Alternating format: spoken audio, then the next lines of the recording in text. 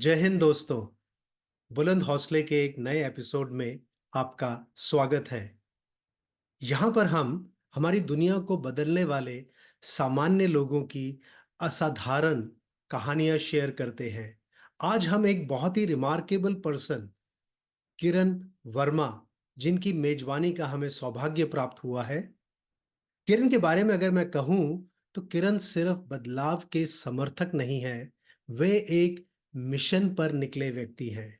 उनका मिशन क्या है? उनका मिशन है कि उन्होंने सुनिश्चित किया है कि 31 दिसंबर 2025 तक भारत में रक्त की कमी के कारण किसी की जान नहीं जानी चाहिए।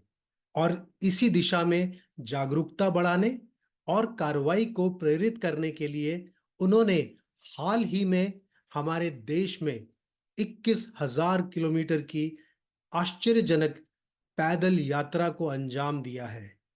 लेकिन किरण की करुणा यहीं खत्म नहीं होती है।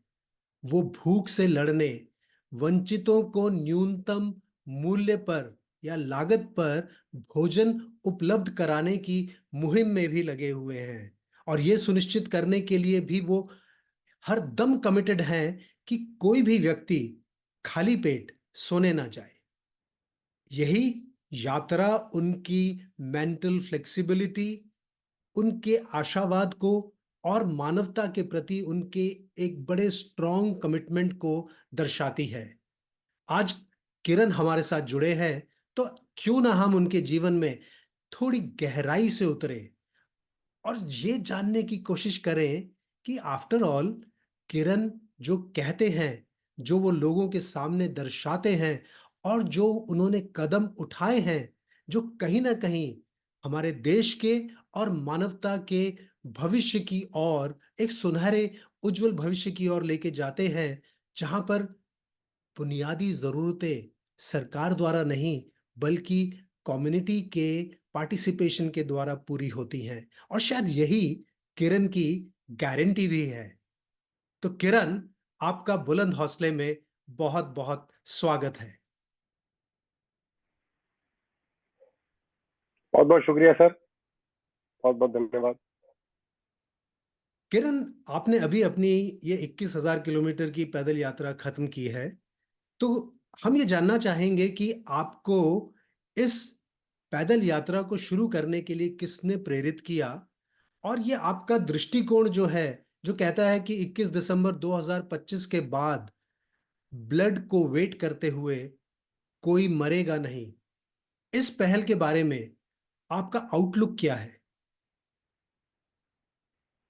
तो प्रेरित की अगर मैं बात करूं तो प्रेरित सिर्फ किसी एक शख्स ने नहीं किया था, या एक वाक्य की वजह से नहीं हुआ था। ये हुआ था क्योंकि वहाँ बहुत सारे लोग ऐसे थे जिन्होंने आई वुड से अपनी जान गंवाई। ऐसे वाक्य हुए कि जिसकी वजह से ये सब हुआ। तो पहला वाक्य अगर मैं बताना चाहूँ तो ये 2016 की बात है। 2016 के अंदर 26 दिसंबर की बात है, जब मुझे एक कॉल आया ब्लड डोनेशन के लिए। मैं एक बहुत साधारण सा रेगुलर ब्लड डोनर था जो ब्लड डोनेट करने जाता था। जब मैं ब्लड डोनेट करा हॉस्पिटल में, ब्लड डोनेट करने के बाद मुझे पता चला कि जिस औरत ने अपने पति के लिए मेरे यू नो मैंने जिनके लिए ब्लड दिया है, उन उनकी वाइफ ने मेरे ब्लड के अगेंस्ट पैसे दिए थे। और जिनको दिए थे वो आदमी एक एजेंट था, या कह लीजिए टाउट था, या कह लीजिए ब्लैक मार्केटिंग करते थे। और उस शख्स ने मुझे बोला कि गरीब फैमिली को ब्लड चाहिए, और उस गरीब फैमिली से बोला कि मैं आपके लिए ब्लड डोनर अरेंज कर दूंगा, आप सिर्फ इतना कीजिएगा कि आप जाके मुझे कुछ पैसे दे दीजिएगा। क्योंकि उस वक्त नोटबंदी चल रही थी, तो जब मुझे पता चला कि मेरा ब्लड बेच दिया गया है, मेरे ब्लड के अगेंस्ट पैसे लिए गए हैं, तो मुझसे रहा नहीं गया, मैं कंप्लेन करने गया। जब कंप्लेंट करने गया तो पता चला कि जिस व्यक्ति ने मेरा ब्लड दिया है, उसने बहुत ही शातिर तरीके से, एक स्टैंडर्ड मोडस ऑपरेंडी होता है जिसके अंदर मेरा ब्लड उसी को गया है जिसके लिए मैंने दिया था। और जो पैसे लिए या दिए गए थे, वो पैसे कैश की फॉर्म में लिए गए थे, तो यानी कि उनका कोई ट्रेस नहीं है, ट्रेल नहीं था, बिल्कुल। ट्रेल नहीं है, राइट। तो इसी वजह से मुझे लगा कि आई हैव बीन चीटेड। तो मैं बस इसी सोच के साथ कि मैं वो औरत मुझे ये ना समझे कि मैंने पैसे के वजह से हम्म। अपना ब्लड बेचा है। तो मैं उस औरत के पास गया, और क्योंकि उस वक्त नोटबंदी भी चल रही थी, तो मुझे लगा कि शायद उस महिला को कैश की, पैसे की बहुत सख्त जरूरत होगी। तो इसीलिए मैं उस महिला के पास गया कि ताकि उस महिला को मैं कुछ पैसे दे सकूं और उसको बता सकूं कि मैंने पैसे के लिए आपके पति को ब्लड नहीं दिया था, तो जेन्युइनली ऑनेस्ट एफर्ट था। तो जब मैं वहां गया, जाके पहुंचा उस वार्ड में जहां महिला और उसके पति दोनों नहीं थे, तो पता चला एक बंगाली लेडी के थ्रू कि वो जो महिला थी वो अपने पति को नीचे लेके टेस्ट कराने गई गई।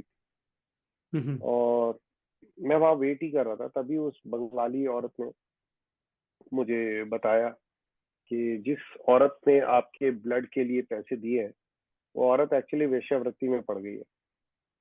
और वेश्यावृत्ति में पड़ने का रीजन ये था कि जब वो उसका पति कैंसर से जूझ रहा था, तो उसके घर वाले जो आदिवासी कम्युनिटी से बिलोंग करते हैं, छत्तीसगढ़ के, तो उस महिला के मायके वालों ने बोला कि हमने तो तुम्हारी शादी कर दी, अब तुम जानो, तुम्हारे घर वाले जानो। और उसके ससुराल वालों ने बोला, यानी कि पेशेंट के घर वालों ने, कि हमारा बच्चा तो मरने वाला है, हम काय को कर्जा करें। और जब उसके पास कोई और रास्ता नहीं रहा, तो वो दिल्ली अपने सब कुछ बेच के दिल्ली आ गई अपने पति का इलाज कराने। और यहाँ इलाज कराते कराते जब पैसे खत्म हो गए, तो किसी ने उसको कोठे पे बैठा दिया। और जब मुझे ये पता चला कि इस तरीके की भी चीजें हो रही है दुनिया में, तब मुझसे वो चीज डाइजेस्ट नहीं हुई। और मैंने फिर वापस जाते वक्त मैं वहां से निकल गया, मैं बिना उनसे मिले। और वापस जाते वक्त अपनी वाइफ को कॉल किया। वाइफ को कॉल किया, जब उनसे पूछा, तब पता चला, मेरी वाइफ ने बोला कि अगर आप किसी की मदद करना चाहते हो तो जाओ और जाके मदद करो, और अगर नहीं कर सकते तो रोने से कोई फायदा नहीं होगा, कोई सोल्यूशन निकलेगा नहीं। और बस उसी वक्त मुझे लगा कि इस समस्या को सॉल्व करने के लिए सिर्फ एक ही आदमी नहीं है, बहुत सारे लोग होंगे जिनको ब्लड की समस्या से दो चार होना पड़ता होगा। उसी वक्त मैंने फैसला लिया कि मैं जाऊंगा और जाके ब्लड डोनेशन पे काम करूंगा, ताकि ब्लड की शॉर्टेज खत्म हो सके, ब्लैक मार्केटिंग खत्म हो सके। मुझे नहीं पता था मेरा फ्यूचर क्या होगा, या इस कॉज का फ्यूचर क्या होगा, या जो मैं प्लान कर रहा हूँ उसका क्या फ्यूचर होगा, लेकिन इतना जरूर था कि कुछ तो करना है। और बस उसी करने के की चाह में, उसी की उम्मीद में, मैंने उसी दिन अपनी जॉब छोड़ी। जॉब छोड़ के मैंने सिंपली ब्लड की के लिए शुरुआत की। और लगभग एक महीने, 2 दिन बाद, 3 दिन बाद, सिंपली ब्लड को हमने लॉन्च किया as virtual blood donation platform. और बस उसको लॉन्च करने के बाद फिर ब्लड डोनेशन पे काम करता रहा। ये बात है 2017 की, 12 जून 2017 की, जब मैंने एक बच्चे के लिए ब्लड दिया। हम्म। तो सिंपली ब्लड बहुत स्ट्रगल फेज से गुजर रहा था, क्योंकि हमारे पास पैसे की बहुत तंगी थी। मैंने अपनी सारी सेविंग्स खत्म कर चुका था, और उस वक्त मुझे जरूरत थी कि मेरे पास कुछ फाइनेंशियल सपोर्ट मिल जाए, ताकि मैं अपने घर को वापस उसी शेप में ला सकूं, क्योंकि हमारा बच्चा होने वाला था। मैं नहीं चाहता था कि हमारा बच्चा गरीबी के अंदर आके खोले। और उसी वक्त मैंने 12 जून 2017 को ब्लड डोनेट किया एक बच्चे को। उसका नाम मयंक था। मयंक को ब्लड डोनेट करने के बाद फिर मुझे मुझे ऐसा लगा कि एक वीडियो बनानी चाहिए, ताकि और लोगों से अपील की जा सके, सोशल मीडिया पे डाली जा सके। और ये वही दौर था कि जब मैंने उसको ब्लड डोनेट किया और डोनेट करने के बाद वीडियो डाली, तो उसके लगभग 1 या 1.5 महीने बाद मेरा पूरा पूरा प्लान था कि मैं वापस अपनी जॉब में जाऊं। क्योंकि उससे पहले एक वाकया ये हुआ था कि मेरी वाइफ के पास एक दिन 30 रुपए नहीं थे अपने ऑफिस जाने के लिए, मेरे घर से और मेरी वाइफ के ऑफिस तक जाने के 15 रुपए मेट्रो में लगते थे। और उस दिन उसके मेट्रो कार्ड में पैसे खत्म हो गए। और आयरनी ये थी कि जब पैसे खत्म हुए, तो मेरी वाइफ के पास पैसे भी नहीं थे, ना डेबिट कार्ड में ना कैश था, कुछ भी नहीं था। लेकिन उसके पास कुछ एक एक दो दो रुपए के जो पुराने नोट होते हैं, जो कलेक्टेबल होते हैं, तो हम्म। उसने कलेक्ट किए हुए थे, तो उनसे उसने 15 रुपए की वो टिकट ली उस दिन, और जाके अपने ऑफिस पहुंची। अपने ऑफिस में एक अपनी दोस्त से उधार पैसे लिए, और उधार पैसे लेके वो शाम को घर आई। और जब घर आई तो वो गले लग के मुझसे रोने लगी, और मुझे तब लगा कि शायद मुझे अपने बच्चे को इस तरीके के दिन नहीं दिखाने। तो मेरा प्लान था कि मैं जॉब ज्वाइन कर लूंगा वापस अपनी, और बिल्कुल मैं तैयार था जॉब जॉब ज्वाइन करने के लिए। लेकिन तभी जिस बच्चे को मैंने 12 जून को ब्लड डोनेट किया था, उसके फादर का उन्हीं दिनों कॉल आया, और उन्होंने अपने बेटे की फोटोग्राफ्स मांगी कि किरण, क्या आप मेरे को फोटोग्राफ भेज सकते हैं। मैंने कहा हाँ भेज सकता हूँ, बट हुआ क्या। तो उन्होंने बताया कि जो फोटोग्राफ्स आपने ली थी, वो मयंक की जिंदगी की आखिरी फोटोग्राफ्स थी। और मुझे लगा कि मतलब, और जिस दिन मयंक की डेथ हुई, उस दिन उसको प्लेटलेट की जरूरत थी, और वो बच्चा तड़प तड़प के अपना दम तोड़ देता है एम्स जैसे हॉस्पिटल में, जो दुनिया का, इंडिया का सबसे बड़ा हॉस्पिटल है, और देश की राजधानी दिल्ली में। मुझे लगा कि एक छोटा सा बच्चा तड़प तड़प के अपने बाप की गोदी में मर गया, जहां उसकी आंख नाक मुंह कान से सब खून निकल के उसने दम तोड़ दिया। तो ये तो किसी के साथ भी हो सकता है, मेरे बच्चे के साथ भी हो सकता है। और बस मुझे लगा कि ये सही तरीका नहीं है। ये सिर्फ एक इंसान की मौत नहीं है, ये पूरी इंसानियत की मौत है। क्योंकि इतने बड़े देश में, जहाँ 100 करोड़ से ज्यादा की जनसंख्या है, जहाँ देश की राजधानी के अंदर करोड़ों लोग रहते हैं, वहाँ एक बच्चा इसलिए दम तोड़ देता है क्योंकि उसे समय पे कोई प्लेटलेट देने नहीं आया। और अगर ये मेरे बच्चे के साथ होगा, तो आई थिंक ये कुछ जायज बात नहीं होगी। और मुझे लगा कि मैं ऐसा भविष्य अपने बच्चे को नहीं दे सकता, और ना सिर्फ अपने बच्चे को, बल्कि देश के किसी भी बच्चे को नहीं दे सकता। मुझे लगा कि देश के अंदर 15 मिलियन ब्लड डोनर्स की जरूरत है, जिसमें से सिर्फ 10 से 11 मिलियन ही ब्लड मिल पाता है। आप सोच के देखिए कि 4 से 5 मिलियन की शॉर्टेज की वजह से देश के अंदर हर रोज 12,000 से ज्यादा लोगों की जान चली जाती है। और मुझे लगा कि एक ऐसा दौर, आपको शायद याद होगा 2017 के अंदर टिकटॉक बहुत उफान पे था। हम्म। और मुझे लगा कि जब टिकटॉक जैसी ऐप सौ सैकड़ों मिलियन लोगों को की एक कम्युनिटी बना सकती है, तो हम क्यों नहीं एक मीनिंगफुल मकसद के लिए 5 मिलियन और लोगों की कम्युनिटी बनाए, जहां ब्लड डोनर्स को हम एनकरेज करें और वो आए और आके ब्लड डोनेट करें।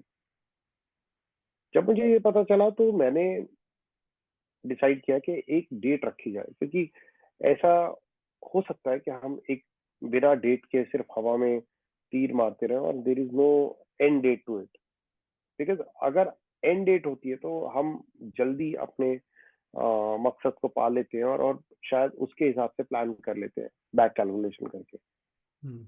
तो बस यही सोच के साथ मैंने एक डेट डिसाइड की कि 31 दिसंबर 2025 के बाद हम उस डेट तक 5 मिलियन नए ब्लड डोनर्स को तैयार करना है पूरे देश में, ताकि देश में हमारे पास इतने ब्लड डोनर्स हो कि कोई भी व्यक्ति ब्लड जैसी चीज की वजह से अपनी जान न गंवाए। और बस यही चीज माइंड में थी, और इसी चीज को लेके मैं 11 जनवरी 2018 को, जब मेरा बेटे का जन्म हुआ, उसके ठीक 11 दिन बाद 22 जनवरी 2018 को मेरी वाइफ, जिसने सिजेरियन से हमारे बेटे को जन्म दिया था, हम्म। वो अकेले पूरे 6 महीने का अपना सारा सामान लेके, बच्चे को लेके, और वो ट्रेन में बैठ के अपने घर रुड़की गई। और ये हिम्मत मेरी वाइफ की थी कि वो अकेले इस तरीके से गई, जहाँ महिलाएं कई कई महीनों तक उठ नहीं पाती। मेरी वाइफ ने यस। 11 दिन बाद ही मुझे सपोर्ट करने के लिए कि आप जाओ और जाके जो मेरी मेटर्निटी लीव है, इसके अंदर ब्लड डोनेशन की अलग जगह हो पूरे इंडिया में। तो उसने मुझे मौका दिया और मैंने 16,000 किलोमीटर ट्रैवल किया, और जिसमें से 6,000 किलोमीटर मैंने पैदल चले, बाकी 10,000 किलोमीटर मैंने अलग अलग माध्यम से चला। और उस जर्नी के दौरान मैंने देखा कि किस तरीके से लोगों के अंदर छोटी छोटी भरातियां हैं, कुछ है, लेकिन उसी वक्त मेरे को रियलाइज हुआ कि किस तरीके से हम इंडियंस बड़ी जल्दी हार मान जाते हैं, और मैं भी उन्हीं इंडियंस में से एक हूँ। और बहुत जल्दी हार मान के मैं घर आ गया वापस, आई थिंक जून जुलाई के अंदर। और जब मैं वापस आया तब मुझे रियलाइज हुआ कि मेरे पास मौका था, मेरी वाइफ की परमिशन थी, मेरे पास एक जज्बा था, मेरे पास एक रीजन था, जिसकी वजह से मैं शायद एक अपॉर्चुनिटी मिस कर गया, जहां मैं ब्लड डोनेशन का मैसेज गांव गांव शहर शहर पहुंचा सकता था। तो बस उसी वक्त मैंने फैसला लिया कि कुछ तो करना है, लेकिन क्योंकि अब आप वापस आ चुके थे, और यू कैन थिंक कि वो फेलियर एक्सेप्ट करना हम इंडियंस के बस की बहुत दूर है। यस। तो मुझे लगा कि वो गिल्ट के साथ मैं फिर जीता रहा। लेकिन 2021 की बात है, जब प्लाज्मा का बहुत बड़ा क्राइसिस आया पूरे इंडिया हम्म। में, पूरे देश में। उस वक्त हमारे कुछ आसपास के कुछ लोग थे जिन्होंने प्लाज्मा देने से इनकार कर दिया। उन्हें ये डर था कि वो हॉस्पिटल जाएंगे तो हॉस्पिटल जाके शायद उनको कोविड हो जाएगा, शायद वो बीमार पड़ जाएंगे या और कुछ। तो बस उन्होंने उस सोच के साथ जब ब्लड देने से या प्लाज्मा देने से इनकार किया, और फिर आई थिंक ये मई की बात है, और 1 जून 2021 को, अगर आप याद होगा, तो लॉकडाउन हटा था। हम्म। और लॉकडाउन हटने के बाद हमने पूरे देश में देखा था कि किस तरीके से लोग पिकनिक मनाने घर से बाहर निकल गए, किस तरीके से लोग कई कई किलोमीटर लंबी लाइन में लगे हुए थे रिवेंज शराब के। टूरिज्म बोल रहे थे हम उसको। एग्जैक्टली हम्म। और वाइन शॉप्स के बाहर खड़े हुए थे। तो मैं जैसे ही अपनी सोसाइटी से उस दिन अपने सोसाइटी से बाहर निकला, तो मैंने बहुत सारे फेमिलियर चेहरे देखे जिन्होंने ब्लड देने से, प्लाज्मा देने से इनकार कर दिया था पिछले कुछ दिनों पहले, क्योंकि उनको डर था कि उनको कोविड हो जाएगा। लेकिन आज यहाँ पर अपनी लाइफ को खुद रिस्क में डाल के ये लोग लाइन में लगे हुए थे। घूमने जा रहे तब थे। मुझे लगा, हाँ, बहुत सारे चीजें थी, और मुझे ये लगा कि शायद हम एक ऐसी कंट्री में हैं जहाँ एटीट्यूड चेंज करने की जरूरत है, ब्लड डोनेशन को एक कल्चर बनाने की जरूरत है। हम्म। हम ब्लड डोनेशन को सिर्फ एक फोटो ऑप के लिए, या कहते हैं कि सोशल इन्फ्लुएंस क्रिएट करने के लिए, सिर्फ या। इन्हीं दो चार चीजों के लिए, या किसी को खुश करने के लिए, पीआर के लिए, इन सब चीजों के लिए हम करते हैं। लेकिन blood donation as a culture हमारी लाइफ से कहीं ना कहीं एब्सेंट था, और हम्म। मुझे लगा कि शायद ये करना बहुत जरूरी है। और उसके मैं आई थिंक 12-15 दिन तक मैं बहुत परेशान रहा, बिकॉज मैंने एक महिला को अपनी गाड़ी में मरते हुए देखा था। ऑफकोर्स उनका जो रूट कॉज था वो प्लाज्मा कभी भी नहीं था, लेकिन मुझे लगा शायद प्लाज्मा उनको होप दे सकता था। अगर कोई शख्स आके उनको प्लाज्मा देता तो शायद उनको एक होप तो जरूर मिलती। और एक होप ही ऐसी चीज है जो हम सब लोगों को जीवित रखता है, हमें आगे बढ़ने के लिए मौका देता है। हम 1 महीने तक जॉब करते हैं क्योंकि हमें उम्मीद होती है, होप होती है कि हमें अगले महीने सैलरी मिलेगी। हम अपने बच्चों को कई कई साल पढ़ाते हैं इस उम्मीद में कि वो आगे आके कुछ अच्छे कॉर्पोरेट में प्रोफेशनल बनेंगे, और उसी उम्मीद के चलते हम लोग उनकी शादी कराते हैं या अपने बच्चे प्लान करते हैं। तो यही एक उम्मीद होती है जो पूरी दुनिया को चलाती है, हम्म। और यही एक उम्मीद हम प्लाज्मा के थ्रू दे रहे थे उस वक्त। मेरा साइंटिफिकली उसका कोई सक्सेस रेट आइडेंटिफाई नहीं कर पाया, बट मुझे लगा कि प्लाज्मा हम सब लोगों को होप देने के लिए एक बहुत बड़ा जरिया था। एक ऐसे वक्त में जहां लोग एक दूसरे के साथ नहीं खड़े होते थे, अपने ही परिवार के लोगों की डेड बॉडी को हाथ भी नहीं लगा रहे थे। एब्सोल्युटली। उस वक्त में लोग दूसरों की जान बचाने के लिए आगे नहीं आ रहे थे। हम्म। तब मुझे लगा कि ये एक सिस्टमैटिकल प्रॉब्लम नहीं है। यहाँ आप सिस्टम एडमिनिस्ट्रेशन को, सरकारों को गालियां नहीं दे सकते, क्योंकि यहाँ पर समस्या भी हम थे और समाधान भी हम थे। ब्लड डोनेशन ऐसी चीज है, प्लाज्मा ऐसी चीज है जहाँ पर आप कोई भी ब्लड बैंक बना दो, कितना भी बड़ा ब्लड ट्रांसफ्यूजन सेंटर खोल दो, वो तब तक सक्सेसफुल नहीं है जब तक कि वहां पर ब्लड डोनर्स ना हो। और बस इसी सोच के साथ 14 जून को जब दुनिया वर्ल्ड ब्लड डोनर मना रही थी, वर्ल्ड ब्लड डोनर डे, हम्म। तो मैंने उसी दिन रात के 2 बजे एक पोस्ट डाली, बिना अपनी वाइफ को बताए पूछे, ना ही अपने बच्चे को। वो लोग बगल में सो रहे थे और मैं रो रहा था उस रात को, बिकॉज मैंने बहुत भयावह एक मंजर देखा था 2 हफ्ते पहले, और शायद मैं उससे उबर नहीं पाया था।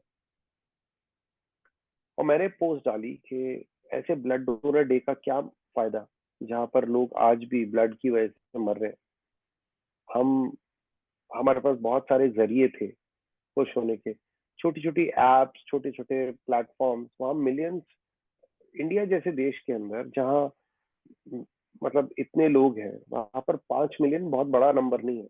हम्म। लेकिन मुझे लगा कि ये सब हमारी सेंस ऑफ अवेयरनेस की कमी की वजह से, और अवेयरनेस की वजह से there has to be someone कि जो स्टेप ले और अपने पूरे देश के अंदर एक जागृति फैलाए और blood donation as a cause उसके बारे में लोगों से बात करें। तो बस उसी रात को मैंने हर एक डिस्टेंस नापा, हर एक स्टेट कैपिटल को एक दूसरे से जब जोड़ा, तो वो लगभग 20,000 कुछ किलोमीटर आया डिस्टेंस। हम्म। और फिर मैंने उस डिस्टेंस को जब नापा तो 20,000 कुछ किलोमीटर मुझे थोड़ा ऑड लग रहे थे, सो मेक इट सिंपलर, मैंने उसको 21,000 21,000 किलोमीटर कर किलोमीटर। दिया। और जब मैंने 21,000 किलोमीटर किया और रात को पोस्ट डाली कि मैं 27 दिसंबर 2021 को त्रिवेंद्रम केरला से शुरू करूंगा, तो त्रिवेंद्रम केरला से शुरू करने का मकसद ये था कि मैं कन्याकुमारी नहीं जाना चाहता था, क्योंकि हर कोई वरना फिर कन्याकुमारी टू कश्मीर ही समझता। लेकिन हम्म। देश तो उसके बहुत आजू बाजू बहुत है, हम्म। सिर्फ एक सीध में तो नहीं है। तो मुझे लगा कि कन्याकुमारी की जगह साउथ का कोई पॉइंट लिया जाए, क्योंकि सर्दियों में दिल्ली में बहुत ठंड होती है और लोग शायद उतना एंगेज ना करें। और चूंकि कि साउथ इंडिया के अंदर बहुत ही ज्यादा अवेयरनेस है ब्लड डोनेशन को as compare to North India, तो मुझे लगा वहां पर इनिशियली अवेयरनेस की कमी होगी, और मुझे लगता था कि मैं गांव गांव शहर शहर जाके ज्यादा इम्पैक्ट क्रिएट कर सकता हूँ, क्योंकि अगर मैं साउथ से शुरू करता हूँ तो वहाँ बहुत ज्यादा अवेयरनेस की जरूरत नहीं है, लेकिन मेरा मैसेज जाएगा और शायद एक कैंपेन थोड़ा स्ट्रांग होता जाएगा वक्त के बिल्कुल। साथ साथ। और बस इसी सोच के साथ मैंने वो पोस्ट डाली, और पोस्ट डालने के बाद 27 दिसंबर को तो नहीं, लेकिन एक दिन बाद मैं हम्म। ठीक उसी जगह पे खड़ा हुआ था, त्रिवेंद्रम केरला में, प्रेस क्लब के बाहर। हम्म। और वहां से मैंने अपनी जर्नी शुरू की। आप यकीन नहीं मानेंगे, वहां पर एक भी प्रेस ने मुझे फीचर नहीं किया, और मुझे 33 दिन लगे पहली बार प्रेस तक शायद अपनी बात पहुंचाने में। Although okay. Social media awareness काफी हो गई थी, लेकिन प्रेस उतना इंटरेस्ट नहीं दिखा रही थी, बिकॉज मे बी इनिशियली इतना ट्रस्ट बिल्ड पीपल नहीं हो वर नॉट पाता, सीरियस अबाउट इट कि आप शायद या ये करेंगे या हो कर भी पाएंगे पाएगा या कि नहीं कर नहीं। पाएंगे। या राइट। सो बस तो इस तरीके से मैंने अपनी वॉक शुरू की, और ये इंस्पिरेशन थी बिहाइंड। और फिर आज लगभग 850 से ज्यादा दिन के बाद मैंने 21,000 किलोमीटर लगभग 2.5 साल में पूरी की। हमारी शुभकामनाएं। मेरे को बहुत अच्छा लगा था जब मेरे को पता लगा था कि आपने अभी थोड़े दिन पहले ही ना 12 मई के आसपास ही आपका परसों परसों परसों है, परसों यस। संडे, संडे, 12 मई। 12 मई को। तो एक्चुअली ये जो 21,000 किलोमीटर है, इसका भी मैं आपको बताऊं तो एक्चुअली ये 21,000 किलोमीटर 12 मई से कुछ 3-4 दिन पहले ही खत्म होने वाले थे। ओके। मैंने जानबूझ के उसको 4-5 दिन डिले इसलिए किया, बिकॉज 12 मई को मेरी मम्मी मेरी मदर की डेथ एनिवर्सरी होती है, ओके। और 12 मई को ही मदर्स डे होता है। यस। और आपने क्योंकि मैं दिल्ली एनसीआर में था, तो मैं चाहता था कि मेरा पूरा परिवार आए और मुझे एटलीस्ट मेरे साथ खड़ा हुआ आखिरी कदम में ना, हम्म 21,000 किलोमीटर करते हो। तो तब मुझे लगा कि I think I should be with my team, with my people, and you know with that exactly. Intent I made it. Because Sunday था, लोग ज्यादा आ सकते थे आ एंड ऑल। सकते, बिल्कुल। तो अब आपकी यात्रा के दौरान आपके सामने कुछ बड़े बड़े चैलेंजेस भी आए होंगे, तो क्या आप हमारे सुनने वालों के साथ जो ये बिग चैलेंजेस थे इनको शेयर कर सकते हैं, और कैसे आपने उनको ओवरकम किया? तो पहला चैलेंज जो था मेरे लिए वो था लोनलीनेस। क्योंकि केरला में मलयाली भाषा बोली जाती है और बहुत मुश्किल भाषा होती है हम्म। समझना, इंटरप्रेट करना और उसको बोलना।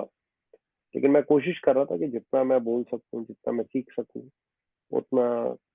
ऑफकोर्स बहुत ज्यादा तो नहीं, बट एक दो शब्द ही सीख पाया था। तो शुरुआत में कम्युनिकेट करना बड़ा मुश्किल होता था, बिकॉज मैं एक दो स्कूल्स में जब गया तो आई सॉ दैट के बहुत सारे लोग कम्युनिकेट नहीं कर पा रहे थे मुझसे, बच्चे समझ नहीं पा रहे थे वहाँ की जो फंडामेंटल बेसिक लैंग्वेज है, दैट इज मलयाली। जबकि मैं या तो हिंदी भाषी हूँ या इंग्लिश में बात करता हूँ। तो मेरे लिए बड़ा एक चैलेंज था कि मैं किस तरीके से लोगों को से कम्युनिकेट करूँ। मैं टूटी फूटी मलयालम बात करने की कोशिश कर रहा था। तो फर्स्ट चैलेंज था कम्युनिकेशन। लेकिन जैसे ही मैं केरला में गया तो मुझे केरला में थोड़ी बहुत सॉरी, केरला के बाहर जब कर्नाटका में गया, मैं माफी चाहूंगा, तो कर्नाटका के अंदर मुझे थोड़ी थोड़ी कन्नड़ा आने लगी। ओके। और जो उस कन्नड़ा कन्नड़ा लैंग्वेज के बेसिस पे फिर मैं लोगों से मिलता गया, लोगों से बात करता गया। और वहां जब मैं लोगों से मिलता था, बात करता था, तब मुझे एक चीज रियलाइज हुई कि लोग चाहते हैं कि देश के अंदर छोटी छोटी समस्याएं सॉल्व हो। लेकिन फर्क इतना है कि हर कोई एक चैंपियन चाहता है, एक हर कोई भगत सिंह चाहता है होता है। आजादी के लिए। लेकिन वो भगत सिंह अपने घर में ना हो, दूसरे के घर में हो। तो मुझे ये एक बहुत बड़ा चैलेंज आया कि लोगों को कैसे मोटिवेट किया जा सके। देन फिर ये वक्त चल ही रहा था, तब आई थिंक मैं मैंगलोर में था। तब मैंने देखा कि किस तरीके से लोग ब्लड डोनेशन के प्रति जागरूक तो है, लेकिन इन्वॉल्वमेंट बहुत कम है, एंगेजमेंट बहुत कम है। और मैं नहीं चाहता था कि हर दूसरा आदमी अपना काम धंधा छोड़ के, अपने परिवार को छोड़ के रोड पे निकल जाए और मेरी तरह वॉक करे। मैं चाहता था कि लोग दिल से साल में कम से कम सिर्फ 4 बार जाए और जाके जॉब, मतलब जॉब से छुट्टी लेके वो जाए और जाके ब्लड डोनेट करें। और फिर मैंने धीरे धीरे करके वहाँ किया। लेकिन फिर उसके बाद चैलेंजेस आए खाने को लेके। जब अलग अलग जगह जाते हो, आपको हर 2-3 दिन में अलग खाना मिलता है, क्योंकि खाना अलग होता है, पानी अलग होता है। मुझे आदत नहीं थी। I was 93 kg when I was okay. Near Agumbe. और हम्म। अगुम्बे के पास आई ब्रोक माई एंकल। मैं ओह। टूटे हुए एंकल से चल रहा था। फिर वहां जंगली जानवर थे, बंदर थे, तो मेरे पीछे पड़ गए। हेब्री करके एक जगह है कर्नाटका में, मणिपाल के पास। हम्म। तो हेब्री के पास देन बहुत सारे कई दिन तक मेरे को चलने में बड़ी परेशानी हुई। मैं चप्पल पहन के चल रहा था। और जब ये सब कुछ हो रहा था तब अकेलापन बहुत मुश्किल था। बिकॉज जब आप चलते हो तो it is not that easy. आप शुरुआत में 1-2 दिन, 4 दिन, एक हफ्ता आप गाने सुनते हो, आप यू नो यू यू जोश भी होता है जो जोश आपने। होता है। हाँ। लेकिन फिर वहाँ क्या है, इनकरेजमेंट डाउन इसलिए होने लगता है बिकॉज बहुत जो आपने एक्सपेक्ट किया था, एंटिसिपेट किया था, वो नहीं होता होता आपके साथ। और इसी एक्सपेक्टेशन का बोझ लेके चलना बड़ा मुश्किल होता है। बिकॉज आप असमंजस में होते हो, is it a right call to do it और is it a wrong thing to do it. फिर मुझे लगा नहीं यार, हाँ, वहां पर जैसे जैसे लोग मिलते गए तो वहाँ वैसे वैसे मैं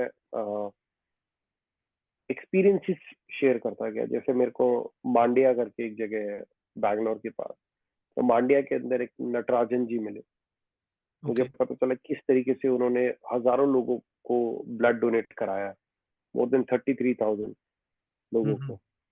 पता चला किस तरीके से ये आदमी चाय की दुकान चलाते हैं, लेकिन उसके बावजूद ये आदमी अपने जीवन में इतने लोगों की जान बचा चुके हैं, इतने लोगों की जान इन्हीं की वजह से दी हुई है। तो इस तरीके के लोग बहुत सारे मिलते रहे और उन्होंने मुझे बहुत इनकरेज किया। लेकिन फिर वहीं थोड़ी दूर पे चल के बांदीपुर पड़ता है, तो बांदीपुर में हाथी बहुत होते हैं, क्योंकि हम्म। मुझे कर्नाटका से क्रॉस करके तमिलनाडु में जाना था। तमिलनाडु में जाते वक्त फिर फॉरेस्ट का इशू था, क्योंकि जंगली जानवर बहुत होते हैं और बहुत सारी चीजें होती हैं। तो वेदर कंडीशन, क्योंकि आप जब ऊटी जाते हो कोयम्बतूर से पहले, तो ऊटी के अंदर बहुत ठंडा है, जबकि एब्सोल्युटली। आप अगर बांदीपुर की बात करो तो वो कंपेरेटिवली गर्म है। तो कुछ ऐसे से मौसम आए, फिर उसके बाद आप फिजिकल फिटनेस आपकी, क्योंकि मैं जब वॉक शुरू की थी तब मैं 93 केजी का था, कोई मेडिकल मतलब ट्रीटमेंट नहीं कराया था, कोई प्रैक्टिस नहीं करी थी। I was not prepared to walk that much, लेकिन I was just kept going on. मुझे बहुत तबीयत खराब हुई, कहीं पर चक्कर आ जाते थे, कहीं पर you know it was a different kind of experience all together. Okay. लेकिन चैलेंजेस, जंगली जानवर बहुत आए, लेपर्ड, भालू, हाथी, snakes and what not. I won't say खाना बहुत बड़ा चैलेंज था, because everywhere you go you have to eat a different kind of food. Language is a big barrier. Yeah. पानी, हेल्थ, हेल्थ को लेके मैं कई बार बीमार हुआ, because I am very sensitive now. So I had colon infection 3 times during this ओहो। walk. Even right now, I'm dealing with medical conditions. तो बहुत सारी इश्यूज आते हैं, and that is the part of journey. लेकिन किसी एक महान शख्स ने बोला था कि बड़े बदलाव के लिए बड़े सेक्रीफाइस भी जरूरी है। एब्सोल्युटली। तो तो मुझे लगा कि whatever I am doing, even if I die while walking, you know, for the blood donation awareness, मुझे लगा ये मैसेज नहीं मरना चाहिए। इवन शायद मेरी मौत के अंदर मेरी सक्सेस छुपी हो, क्योंकि तब शायद लोग ज्यादा सीरियसली लेने लगते। तो आई केप्ट गोइंग ऑन। मुझे लगा कि एक सैनिक की तरह मैं अपने देश को सर्व करना चाहता हूँ, जहाँ उनकी शौर्य गाथा जो होती है ना, उनके मरने के बाद ज्यादा गाई जाती है। तो मुझे लगा कि शायद मुझे इस माइंडसेट को लेके चलना पड़ेगा, that I am a warrior, I am a soldier and serving my country. और मुझे अपने कंट्रीमैन के लिए कुछ ना कुछ करना है। I have to solve one problem which is causing so many deaths every day. तो मुझे बस उसी सोच के साथ में चलता रहा, और चैलेंजेस जो भी आए, चोरी बहुत बार करने की कोशिश की, लूटने की, एक बार किडनैप होते होते मैं बचा। तो बहुत सारे ऐसी चीजें आई, I just tried to overcome it. लेकिन अक्सर हम लोग नेगेटिव्स पे बहुत ज्यादा ध्यान देते हैं, तो इसीलिए मैं कोशिश करता हूँ कि नेगेटिव चीजों को ना बात ना करके ध्यान। We should yes. Be talking about positive things. जब आपने ये सारी की सारी पदयात्रा पूरे भारतवर्ष में की, तो आपकी वॉक के द्वारा काफी अवेयरनेस और इन्वॉल्वमेंट या अवेलेबिलिटी ऑफ ब्लड डोनेशन के बारे में एक जागरूकता भी पैदा हुई होगी। तो आपको कैसे लगता है कि ब्लड डोनेशन की अवेलेबिलिटी या उसके बारे में जो जागरूकता पैदा हुई, उसने कैसे आपकी पदयात्रा ने उसको प्रभावित किया? मैं ये नहीं कहूंगा मेरी पदयात्रा ने प्रभावित किया, because it is a individual initiative I would say. Because अक्सर क्या होता है कि डिस्ट्रिक्ट एडमिनिस्ट्रेशन को पता होता है कि डिस्ट्रिक्ट के अंदर क्या क्या प्रॉब्लम्स है, हम्म। ब्लड डोनेशन को लेके या कोई भी ओके। मेडिकल हेल्थ सेटअप है, कोई भी चीज को लेके अमूमन उनको पता होता है कि प्रॉब्लम क्या है और उसका सोल्यूशन क्या है। लेकिन अक्सर उनके पास शायद कोई माध्यम नहीं होता, या रिमाइंडर नहीं होता, या कोई ऐसा शख्स नहीं होता जो उनको एक ऐसा रीजन दे के जाए कि why should they do it. तो मैं जब भी जाता था डिस्ट्रिक्ट एडमिनिस्ट्रेशन के पास, तो मैं हमेशा ये कोशिश करता था कि डिस्ट्रिक्ट एडमिनिस्ट्रेशन मेरी बात सुने, और हम्म। उनको सुनने के मेरी बात सुनने के बाद वो लोग कोशिश करें कि अपने जो डिस्ट्रिक्ट है उसके अंदर समस्या को सॉल्व करने की कैसे प्रयास किए जाए। और बस इसी सोच के साथ मैं जाता गया और जाता गया, और आप यकीन नहीं मानेंगे, मेरी वॉक की वजह से या एक होम वॉक के बाद देश के अंदर 13 डिस्ट्रिक्ट के अंदर नए ब्लड बैंक खुले, वाह। जहां ब्लड बैंक ही नहीं थे। नहीं थे। यस। 50,000 से ज्यादा लोगों ने ब्लड डोनेट किया मेरी वॉक को सपोर्ट करने के लिए। और मैं मतलब मुझे भी नहीं पता कि आखिर ग्राउंड पे कितने लोगों ने ब्लड डोनेट किया होगा उन ब्लड बैंक्स में, जो ब्लड बैंक्स इनॉग्रेट हुए आफ्टर माय वॉक। लेकिन हाँ, इतना जरूर है कि ये एक इंडिविजुअल एफर्ट था, जहाँ सरकारें, एडमिनिस्ट्रेटर्स, हमारे ब्यूरोक्रेट्स, ये हम्म। सब कलेक्टिवली आ रहे हैं धीरे धीरे करके, और they are taking action against this scarcity of blood. Odisha government ने 33 करोड़ रुपीज एलोकेट किए ब्लड सेफ्टी के लिए। वाह। Arunachal government is also working on this thing. Mizoram CM personally promised me that we are going to collectively solve this problem by 31st December 2025. बहुत सारे CMs, बहुत सारे health ministers, बहुत सारे ब्यूरोक्रेट्स ने मुझे प्रॉमिस किया personally that okay. they are going to do every possible action to make sure कि वो जो प्रॉब्लम्स है वहां पर उनकी डिस्ट्रिक्ट में, स्टेट में या उनके एरियाज में, वेसिनिटी में, ये प्रॉब्लम खत्म हो जाए। सो ये एक बहुत बड़ा बदलाव है। और मुझे लगता है बदलाव मैं नहीं कर रहा, बदलाव लोग खुद कर रहे हैं। उन्हें सिर्फ एक माध्यम चाहिए था, मीडियम चाहिए था to wake them up and take the call के प्रोबेबली मेक देम बदलाव। रियलाइज कि this is exactly. How.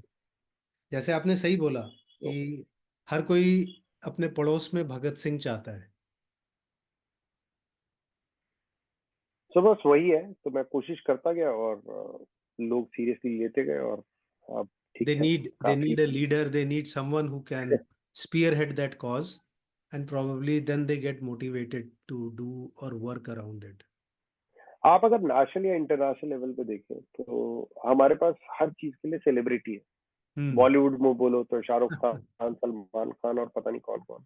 Yes. अगर आप क्रिकेट में बोले तो सचिन तेंदुलकर, अगर मैं एम एस धोनी, अगर आप बैडमिंटन में बोले तो वहाँ कोई और Hmm. है, नो। और बहुत सारे, हर हर हर क्षेत्र में आपकी कोई ना कोई सेलिब्रिटी है। लेकिन अगर ब्लड डोनेशन में बात की जाए, there is no person, no individual who is being recognised throughout the country.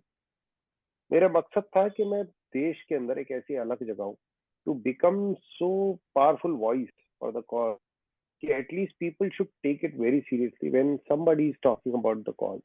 और इसी मकसद से, इसी इच्छा से कि कोई एक आवाज उठे, जो आवाज पूरे देश को एकजुट कर सके ब्लड डोनेशन के मामले में। बस इसी सोच के साथ मैंने ब्लड डोनेशन को अपनी जिंदगी का मकसद बनाया, और चलते जा रहा हूँ। और कोशिश ही है कि हर एक राज्य के हर एक एरिया में मैं लोगों को बस ऐसे एनकरेज करता हूँ। किरण, ये बताइए कि लोकल कम्युनिटीज कैसे आपके इस मिशन में जुड़ सकती हैं टू इंश्योर दैट कि जो लोकल लेवल पे जो ब्लड की आपूर्ति पूरी नहीं होती है, जैसे अभी आपने बात किया था, तो अभी आप वहां से निकल आए, तो how is it being insured that that thing still continues? क्योंकि आपका इफेक्ट जो था ना, वो हेलो इफेक्ट, वो तो आप निकल आए तो वो हेलो इफेक्ट भी चला गया, लोग अपनी रोजमर्रा की जिंदगी में वापस मशगूल हो गए। नहीं, ऐसा नहीं होता। आपको मैं बताऊँ, वाइजैक में, विशाखापट्टनम में, hmm. There is an increase of more than 30% of blood donation. जब मैं वहाँ सिटी को छोड़ा उसके बाद 1 साल हो गया लगभग उसे। ओके। ये एक इम्पैक्ट है। जब मैं मेघालय से निकला तो वहाँ पर ब्लड डोनेशन कैंप्स जो है, number of blood donation camp that has increased. जब ओके। मैं नागालैंड से निकला तो वहाँ पर बहुत सारे ब्यूरोक्रेट्स हैं जो काम कर रहे हैं ब्लड डोनेशन को लेके। There are people in Mizoram, Manipur, जो ब्लड डोनेशन को अब थोड़ा सीरियसली लेने लगे हैं। तो हम अक्सर सोचते हैं कि हम ही चैंपियन करें, हम ही सब कुछ करें, लेकिन ऐसा नहीं होता। You hmm. have to create so many champion in every district, every nook and corner of the country. तो मेरा मकसद है कि मैं जहां भी जाऊं वहां पर चैंपियंस क्रिएट करके जाऊं, उन्हें एक मकसद दूं कि आप अपने यहाँ की समस्या को सॉल्व करें। अपने तरीके से।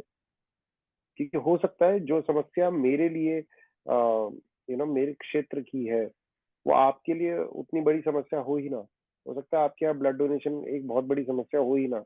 त्रिपुरा ले लीजिए, मिजोरम ले लीजिए, हरियाणा ले लीजिए, केरला ले लीजिए। ये ऐसी जगह है जहाँ पर ब्लड डोनेशन प्रचुर मात्रा में होता है। हम्म। तो मुझे लगता है कि आई थिंक हर जगह के अपने एक चैंपियन होने चाहिए।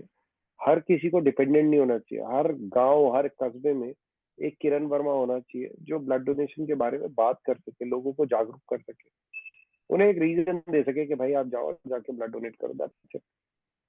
मेरा सवाल ना इसी मकसद से था, किरण, कि हमने फौज में भी यही सीखा था कि it is always the person on ground who is suppose to be taking the action, who is suppose to be answerable.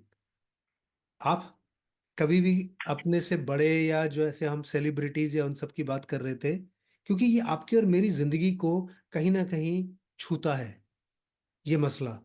तो जो लोग लोकल लेवल पे होते हैं, जो लोग ग्राउंड पे होते हैं, अगर उनका कमिटमेंट, उनका योगदान, उनका इसमें जो प्रयत्न या प्रयास जो होता है वो जुड़ जाता है, तो फिर वो चीज अपने आप ही सक्सेसफुली, अपने आप ही फल फूल करके लोगों के सामने एक नए तौर से आती है। जैसे आपने बोला कि 1 साल हो गया और इतने 50,000 से ज्यादा लोगों ने ब्लड डोनेशन किया है। बहुत सी जगह पे ब्लड डोनेशन की मात्रा जो है 30% से ज्यादा बढ़ चुकी है। तो ये जो स्मॉल स्मॉल स्टेप्स हैं, and if we can keep this fire burning alive, कि ये जो आग है ना, इसके इन ओलों को हम ठंडा ना होने दें, तो ये एक बहुत जबरदस्त तरीके से हमारे इस मिशन को, या आपने जो ये बीड़ा उठाया था, इसको बहुत अच्छे तरीके से इम्पैक्ट करेंगे। आपका एक और मकसद है कि आप गरीबों को भोजन उपलब्ध कराते हैं, कि कोई भी भूखा जो है रात को खाली पेट ना सोए। तो गरीबों को भोजन उपलब्ध कराने के जो आपका ये जुनून है, आप इस ऑपरेशन के लॉजिस्टिक्स और फंडिंग को कैसे मुहैया कराते हैं? वो एक्चुअली ना तो मेरा लक्ष्य ना मेरा जुनून है। वो सिर्फ ये था, मैं एक बहुत अच्छा एग्जांपल देता हूँ कई बार अक्सर लोगों को। यस। एक पड़ोसी मेरे पास आया, उन्होंने कहा कि आप मेरे बच्चे को संभाल सकते हो। मैंने कहा "हाँ, संभाल लेता हूँ"। और वो फिर अपने बच्चे को लेने कभी आए नहीं। ओके। तो कोविड कुछ ऐसे ही था। तो हम्म। कोविड आया। कोविड ने बहुत सारे उतार चढ़ाव दिखाए, वहां पर दिखाया कि किस तरीके से लोगों को खाने की जरूरत है। मैं वहाँ खाना खिलाना इसलिए चाहता था क्योंकि उस वक्त बहुत सारे जो लोग हैं, उनको जरूरत थी हम जैसे लोगों की, कि जो वहाँ उनको सपोर्ट कर सके और उनको खाना प्रोवाइड करा सके सर्वाइवल के लिए। तो ये एक रिलीफ वर्क था 3 महीने हम्म। का। स्टार्टेड इन 2020 फर्स्ट लॉकडाउन में, लगभग मार्च के अंदर हमने सबसे पहले उनको खाना खिलाया फ्री में। ओके। लेकिन फिर देखा किस तरीके से लोग वेस्ट कर रहे थे खाना। फिर कुछ टाइम बाद हम लोगों ने राशन बांटा, हम्म। जब फर्स्ट लॉकडाउन ऑलमोस्ट खत्म ही होता। तो देखा कि लोग किस तरीके से राशन को बेच रहे हैं। तब मुझे लगा कि लोगों में सीरियसनेस नहीं है। वो समझ नहीं पा रहे कि आखिर ये रिसोर्सेज कितनी बहुमूल्य है। तब मैंने कोशिश की कि 10 रुपए में खाना का प्राइस टैग रखा जाए, और हम रोड पे खाना खिलाते थे। और वो एक दिन था जिसके अंदर पूरा सब कुछ बदल गया। हमने देखा कि सिर्फ वो लोग जो जरूरतमंद थे, जनरली जिनको जरूरत थी खाने की, जो सच में भूखे थे, सिर्फ वो लोग आए। हमने शुरुआत की 40-50 लोगों से। और क्योंकि इतने कम लोग थे, तो अक्सर जब लोग आते थे तो हमारे पास मतलब हम लोग के पास बहुत सारी स्टोरीज होती थी। इतना वक्त होता था कि हम उनसे पूछ सके कि भाई आपकी समस्या क्या है, आपकी प्रॉब्लम क्या है। एंड वो एक टाइम था जब हमें समझ में आया कि हम जो काम कर रहे हैं उसकी वैल्यू किसी और के लिए क्या हो। और बस वो लॉकडाउन तो चला गया, लेकिन हमारी हिम्मत कभी नहीं हो पाई उस काम को बंद करने की। क्योंकि बहुत सारे लोग उम्मीद करते हैं कि उनको हर रोज खाना मिलेगा, 10 रुपए में किफायती खाना। और बस उसी उम्मीद को हम तोड़ना नहीं चाहते, और उसी उम्मीद के सहारे हम भी चल रहे हैं। रही बात फंडिंग की, तो जैसे जैसे ये काम शुरू हुआ, वैसे वैसे लोग आते गए, जुड़ते गए। और आप इंटरेस्टिंगली यकीन नहीं मानेंगे, मैं कभी किसी के पास इंडिविजुअली नहीं गया to hmm. Raise funds. Funds. Although मैंने बहुत बार कुछ लोगों को, चुनिंदा लोगों को शुरुआत में रीच आउट किया था, लेकिन फिर बाद में मुझे लगा कि शायद ये एक सोशल रिस्पॉन्सिबिलिटी होनी चाहिए। जैसे हम सीएसआर की बात करते हैं, कॉर्पोरेट सोशल सोशल। रिस्पॉन्सिबिलिटी की, तो आई थिंक ये इंडिविजुअल सोशल रिस्पॉन्सिबिलिटी होती है, जहां पर हम सब लोगों को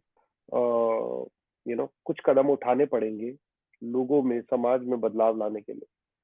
और बस वही एक अच्छी चीज थी कि मैं हर महीने सिर्फ 1 या 2 पोस्ट करता हूँ, मतलब इनिशियल डेज में, डिपेंडिंग ऑन कितनी जल्दी हम लोग फंड रेज कर पाते हैं। हम्म। मैं पब्लिक पोस्ट करता हूँ। I hardly message any individual to raise funds.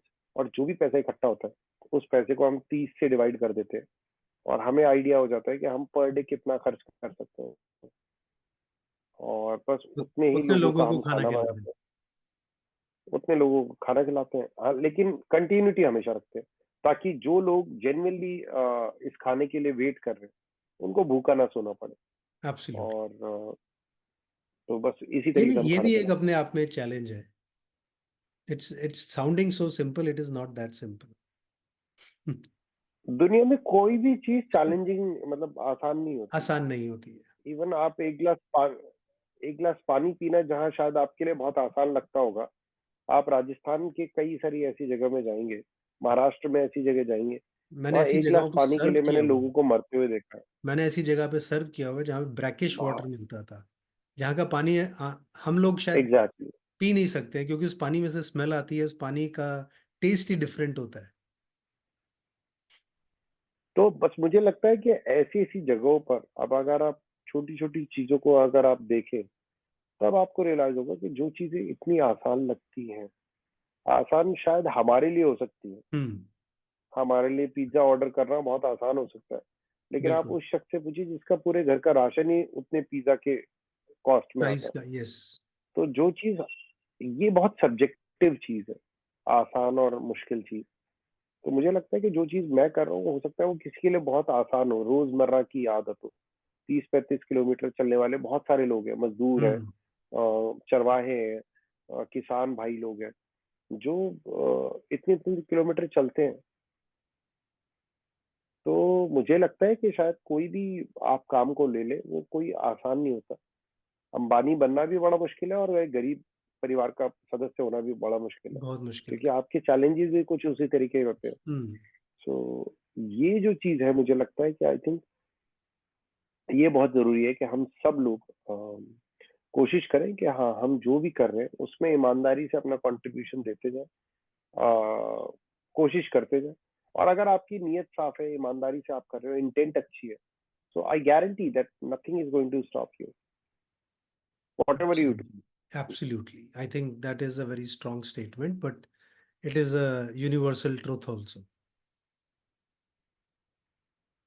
तो किरण, ये बताइए कि आपकी कोई यादगार कहानी है जो आप हमारे सुनने वालों के साथ शेयर कर सकते हैं, जहां आपके प्रयासों ने सीधे तौर पर किसी की जान बचाई हो या किसी की जीवन में बहुत ही उल्लेखनीय सुधार हुआ हो।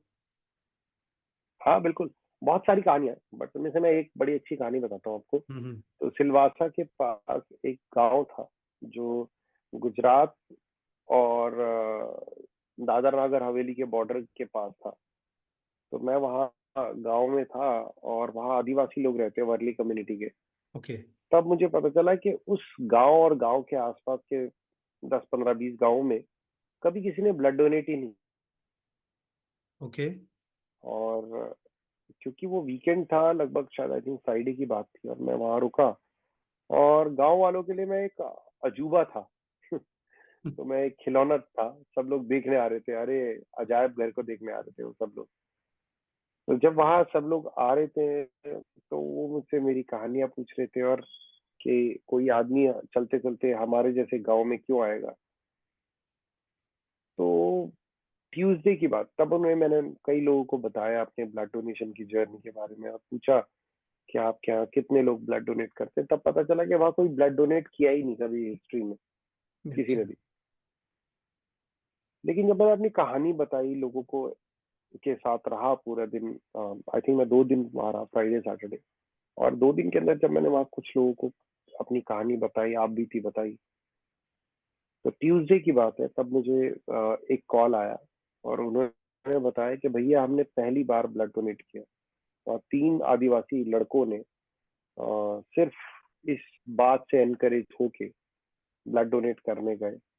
और अक्सर हम बड़ी लंबी लंबी कहानियों की बात करते हैं, बड़ी बड़े लंबे लंबे सफर की बात करते हैं, बट कोई भी लंबी कहानी, कोई भी लंबा सफर पहले कदम से शुरू होता है, पहले शब्द से शुरू होता है।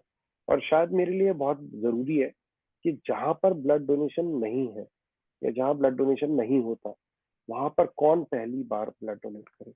और वो मेरे लिए सबसे बड़ी बात थी। एब्सोल्युटली। क्योंकि वहां जहाँ जहाँ ये बोला जाता है कि आपकी आत्मा चूस ली जाएगी ब्लड के थ्रू, हम्म। आप सोचिए वहां पर ऐसे लोगों के बीच में ब्लड डोनेशन की अलख जगाना मेरे लिए एक उपलब्धि से कम नहीं है। Yes, I think this is really, आपने एक वहां पे ना एक लॉ जला दी है।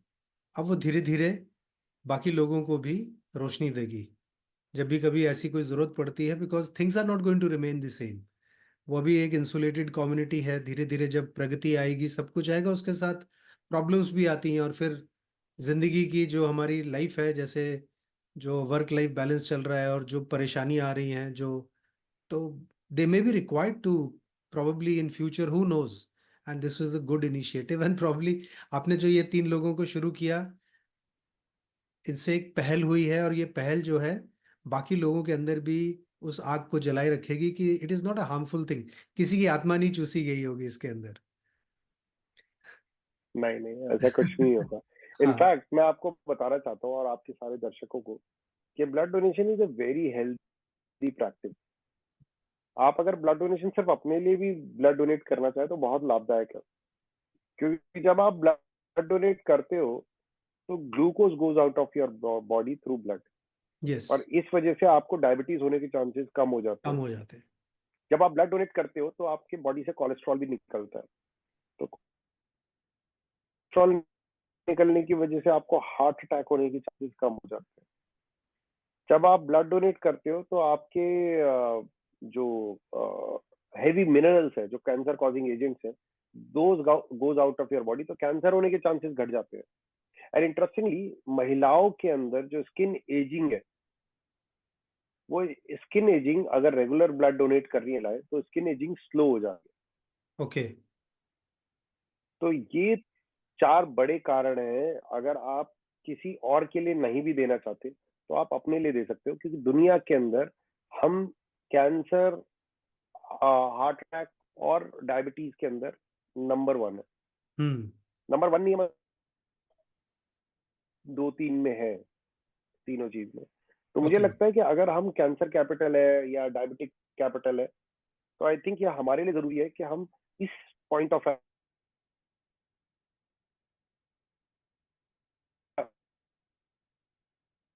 हम देख सकते हैं ब्लड डोनेशन को। हम्म। तो किरण, ये भी बताइए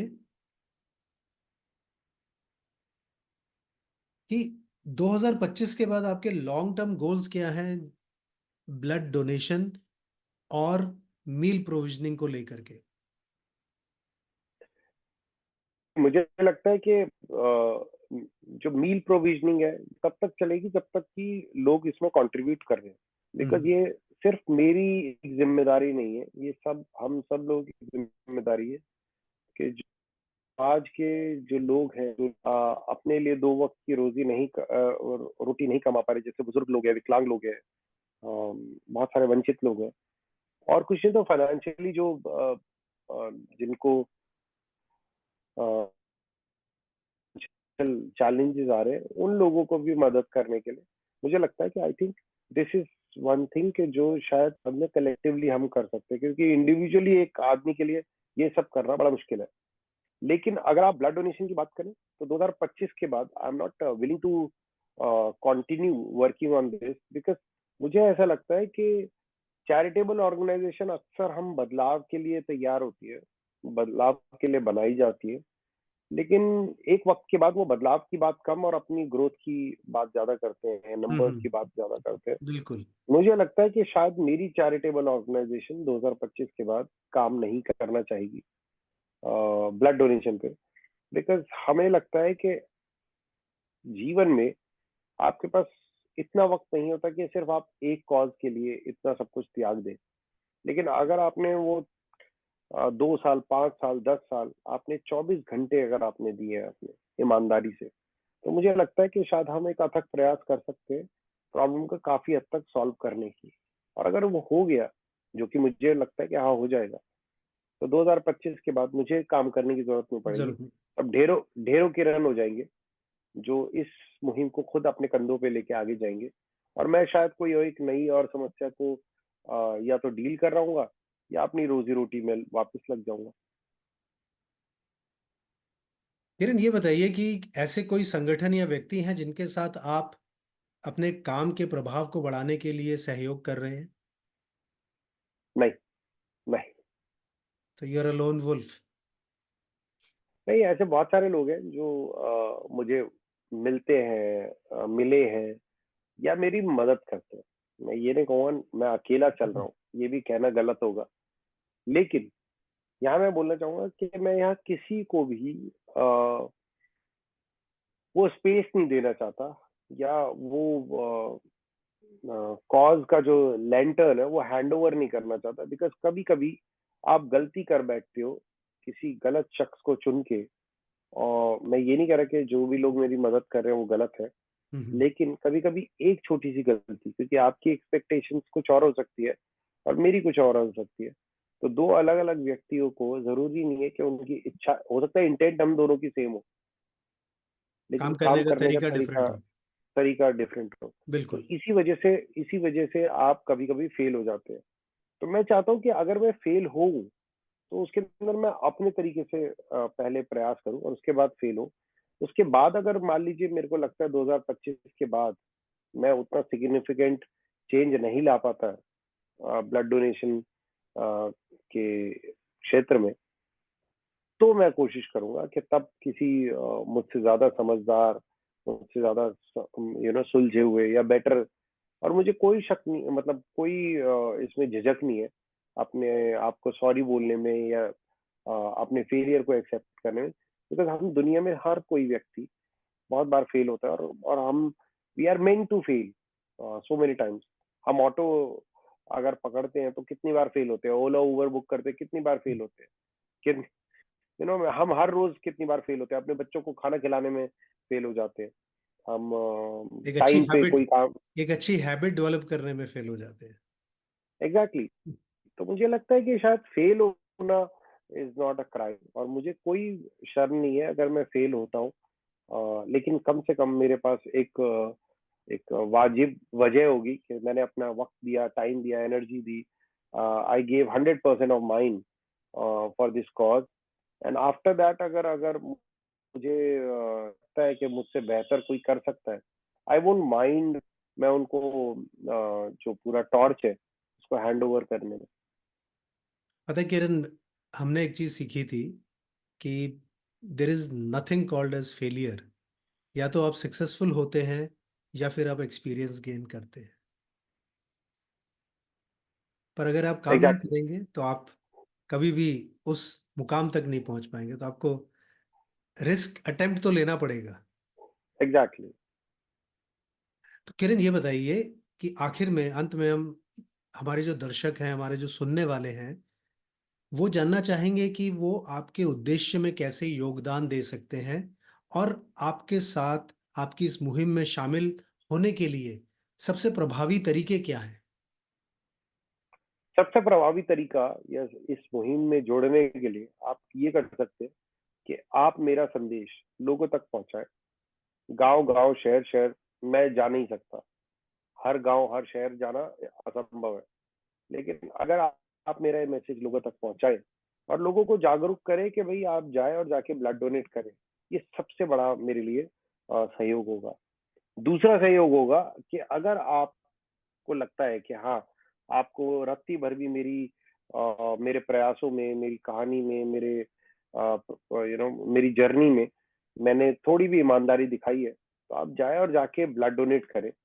क्योंकि यही एक सबसे बड़ी चीज है जिसके लिए मैं कोशिश कर रहा हूँ।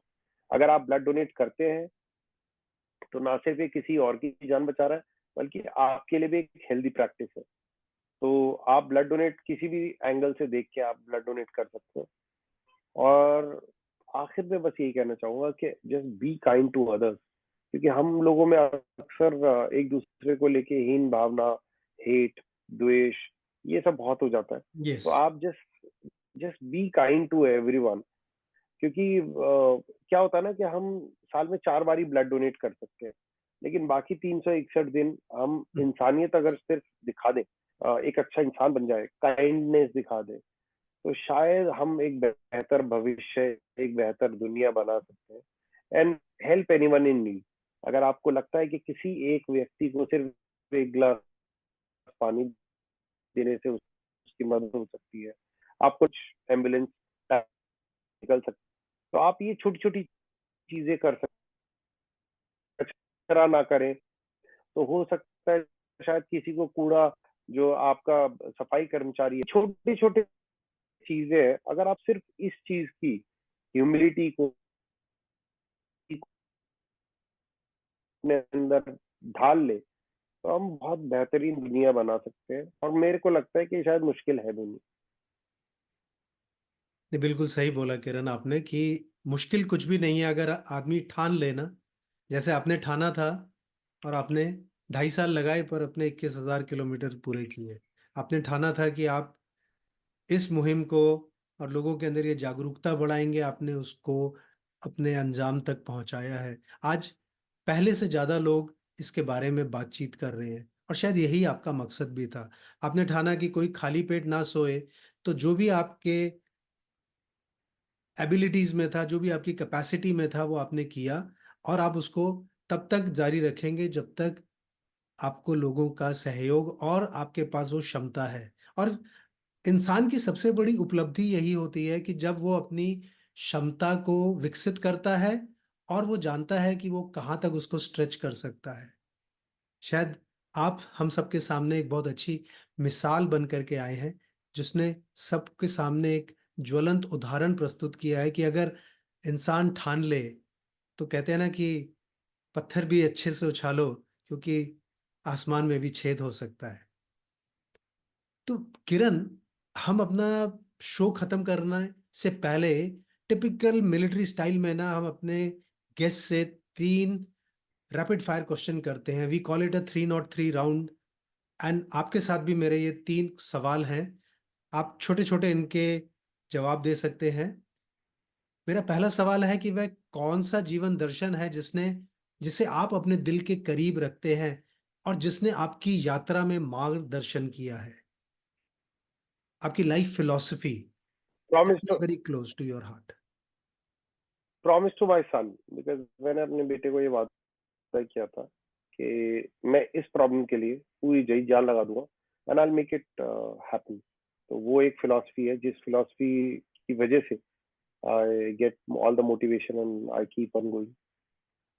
आपका कोई निजी मंत्र, पर्सनल मंत्रा, या कोई ऐसा, क्या बोलते हैं ना, कोई कोट है जो कि आपको हमेशा मोटिवेटेड रखता है? Just be a better person from what you were yesterday. We all make mistakes. Don't try to please anyone, क्योंकि हम हर रोज कोई ना कोई गलतियां करते हैं। अगर आप सिर्फ उन गलतियों में थोड़ा सा बदलाव लाए, थोड़ा सा इम्प्रोवाइज कर लें, एंड आप कल से बेहतर आज में आप अगर जी लें, तो that is the best thing to me. और आपने सबसे महत्वपूर्ण सबक क्या सीखा है in overcoming struggles and emerging stronger? Just be consistent and be persistent. अगर आपने कंसिस्टेंटली एफर्ट लगाए और आपने अपने सपने को छोड़ा नहीं कभी भी, हम्म। तो गारंटीड है आप एक ना एक दिन सक्सेसफुल होंगे, because nothing goes in when. आप कुछ ना कुछ अचीव करेंगे। और शायद आपके लिए वो सक्सेस ना हो, आपके सक्सेस के बेंचमार्क कुछ और हो, लेकिन आप उनसे पूछिए जो उसी बेंचमार्क को अचीव करने में फेल हो गए, तो आपको लगेगा कि you have achieved a lot. तो मुझे लगता है कि शायद हमारे सक्सेस को देखने के, समझने के जो पैरामीटर्स है ना, आप उनको सेट मत करो। Let the universe set your benchmark by itself. क्योंकि आप कुछ भी प्लान कर लो, यू नेवर नो कि how long you are going to live. तो अगर मुझे मुझे यही नहीं पता कि मेरी एग्जिस्टेंस कब तक है इस धरती पे, तो how can I I plan my destiny और माय माय फ्यूचर। तो जो भी मिल रहा है, जैसा भी मिल रहा है, आप उसे एक्सेप्ट करो एंड उसके ऊपर चलते रहो, करते रहो, और कोशिश करो कि जो भी आपको मिला है उसके अंदर बेहतर करो। And just stay happy and don't get satisfied. Happy और सेटिस्फाइड में बहुत फर्क है। तो आप खुश जरूर हो सकते हो उस चीज से जो भी आपको मिला है, लेकिन don't get satisfied, because otherwise you are going to get rusted. तो वो कभी मत करना। तो दोस्तों, किरण के इसी शब्दों के साथ we wrap up today's inspiring conversation with Kiran Verma. We are reminded of the power of individual action and collective will. जो व्यक्तिगत कार्रवाई होती है और सामूहिक इच्छा शक्ति है, हमने उसकी पावर का आज अंदाजा लगाया है। किरण की यात्रा सिर्फ उनकी अपनी नहीं है, वो इस बात का भी प्रमाण है कि जब हम एक कॉमन उद्देश्य के लिए एक साथ आते हैं तो हम बहुत कुछ हासिल कर सकते हैं। यदि आपने किरण के इस समर्पण के भाव को आज समझा है और आप इससे प्रभावित हुए हैं, तो आपका भी शायद किरण को सहयोग देना लाजमी बनता है, क्योंकि खून के इंतजार में या खाली पेट भूख से हम सबको एक बात का तो अंदाजा हो गया कि शायद ये एक ऐसी चीज है जिससे किसी की मौत नहीं होनी चाहिए। और इसी वजह से मैं चाहता हूं कि हम सबको किरण के साथ हाथ मिलाकर उनको प्रोत्साहित करना चाहिए और उनके साथ कदम से कदम मिला करके उनके हर कार्य में, हर उस प्रयास में जो भविष्य में हमारे समाज को और इंसानों को इंसानियत से मिलाता है, जहां कंपैशन इज द बज़वर्ड। किरण की पहल का समर्थन करने के लिए आप कैसे योगदान कर सकते हैं, ये जानने के लिए हमने पॉडकास्ट के डिस्क्रिप्शन में किरण के सोशल मीडिया हैंडल्स दिए हैं। अगर आपको किरण के साथ उनकी बातचीत, उन्होंने जो आज अपने एक्सपीरियंसेस हमारे साथ शेयर किए, वो अच्छे लगे और आप उनके साथ जुड़ना चाहते हैं, उनके इस कार्य में योगदान करना चाहते हैं, तो आप पॉडकास्ट डिस्क्रिप्शन में जाकर के उनके सोशल मीडिया हैंडल्स के द्वारा उनसे डायरेक्टली रीच आउट कर सकते हैं। अगर कहीं पर आपको कोई भी रिस्पॉन्स नहीं मिलता है तो आप हमारे द्वारा भी किरण तक अपना मैसेज पहुंचा सकते हैं। चाहे बात लोगों तक इस मैसेज को स्प्रेड करने की हो, या फिर स्वेच्छा से कंट्रीब्यूट करने की हो, या किसी के जीवन में वास्तविक बदलाव लाने की हो, ध्यान दें, आपने सिर्फ श्रोता नहीं बनना है, बल्कि कर्ता भी बनना है। You don't have to be a listener, but you have to be a doer also. क्योंकि अगर हम बेहतर कल की इस नेक खोज में किरण के साथ खड़े हैं, तो यकीन मानिए, हमारा, हमारे देश का और हमारे इस देश के नागरिकों का भविष्य उज्जवल होगा। किरण, हमारे साथ जुड़ने के लिए और आपने हमारे साथ जो एक बहुत ही फ्रैंक और ओपन कॉन्वर्जेशन किया, उसके लिए हम तहे दिल से आपका शुक्रिया अदा करते हैं। हमारे बहुत बहुत श्रोताओं को शुक्रिया। शामिल होने के लिए और इस बातचीत में किरण के विचारों को सुनने के लिए हम आपका धन्यवाद देना चाहते हैं। अगली बार तक आपको अपने तरीके से बदलाव लाना जारी रखना होगा, और याद रखें, किरण की तरह ही हम सब भी साथ मिलकर इस दुनिया को बदल सकते हैं। किरण, आपका बहुत बहुत धन्यवाद। बहुत बहुत शुक्रिया सर। वेल, तो दोस्तों, आपको बुलंद हौसले का आज का एपिसोड कैसा लगा? आपके उत्तर की प्रतीक्षा में आपका तरुण।